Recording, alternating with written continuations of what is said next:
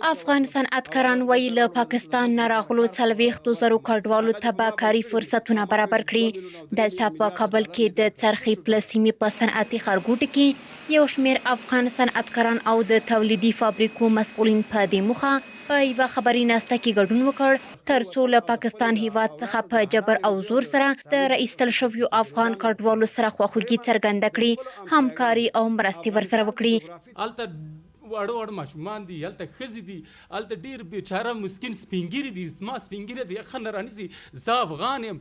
پوره په افغانانو کې یو متل دی چې 100 کاله بعد افغان خپل غچ اخیستی دی. 100 کاله بعد والله که د هغه داسې پاتې شي، خو ما په درنو صنعتکارانو نه، زموږ د تجارانو نه، زموږ د مسؤلینو نه، د حکومت نه دا غوښتنه ده زر تر زره دا په ولایتونو باندې وویشل شي، ترتیبات ورته جوړ شي. صنعتکارانو له پاکستان هیواد غوښتنه وکړه چې د افغان کډوالو له جبري ایستلو لاس واخلي او پرېږدي چې کډوال په خپله خوښه او مناسب فرصت کې هیواد ته راستنه شي.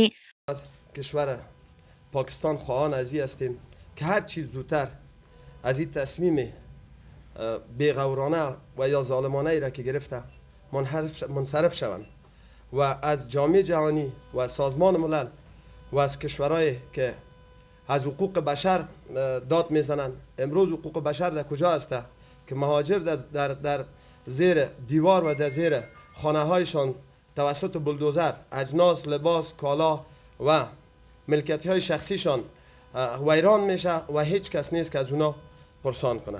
صنعتکارانو وویل چې موږ ماهرو کارګرو ته اړتیا لرو چې په تولیدي فابریکو کې په دندو وګمارو. هیواد ته راغلو کډوالو ته باید حرفوي او مسلکي زده کړې ورکړل شي چې په دې برخه کې د حکومت ملاتړ ته جدي اړتیا لیدل کیږي. ما نیاز داریم که اینجا کارگر ماهر استخدام شود. چرا کارگر ماهر نیاز داریم؟ کارگر عرض کرد و معامل تولید است. کارگر که فنی بود کارایی بلند میره.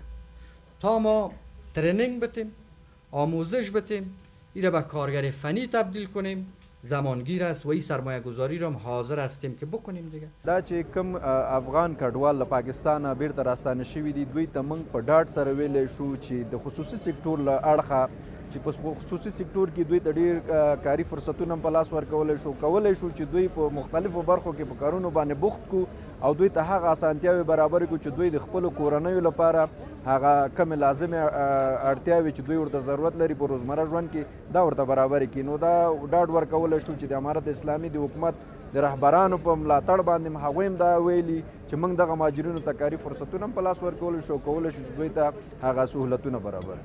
په دې خبري ناسته کې د تولیدي فابریکو مسؤلینو همدارنګه وویل موږ په افغان کډوالو ته د کارموندنې زمینه برابره کړو.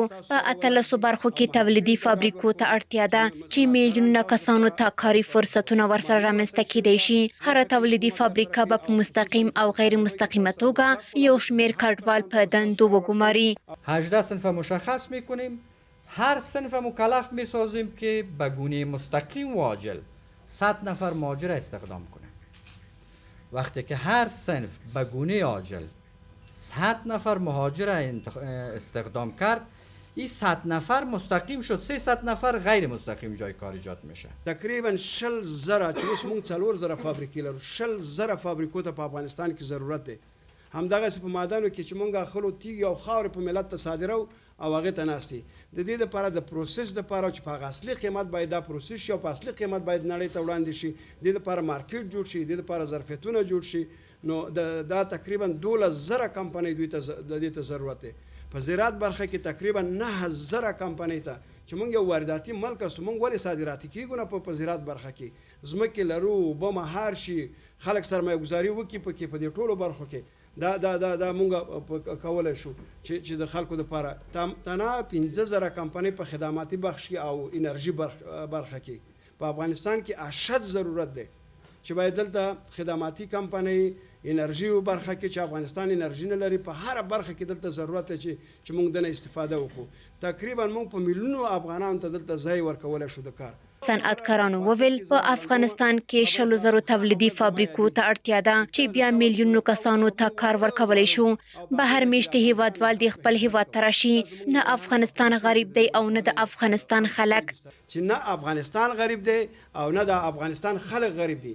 صرف دا انګیزه ده چې موږ ته نړیوالو راکړي.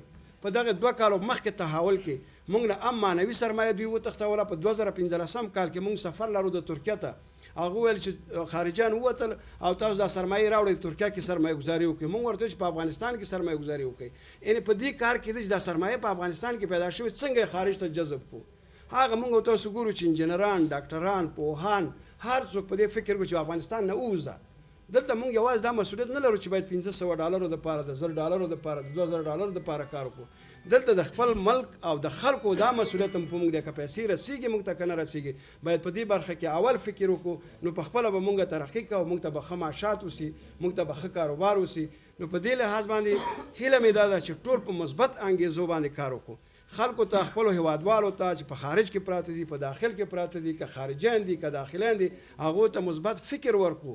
په دې خبري ناسته کې له کډوالو سره د هر اړخیزو مرستو ژمنې وشوې او له بهر میشته پانګوالو غوښتنه وشوه چې خپلې پانګې افغانستان ته انتقال کړي او د هیواد په پرمختګ کې دې برخه واخلي.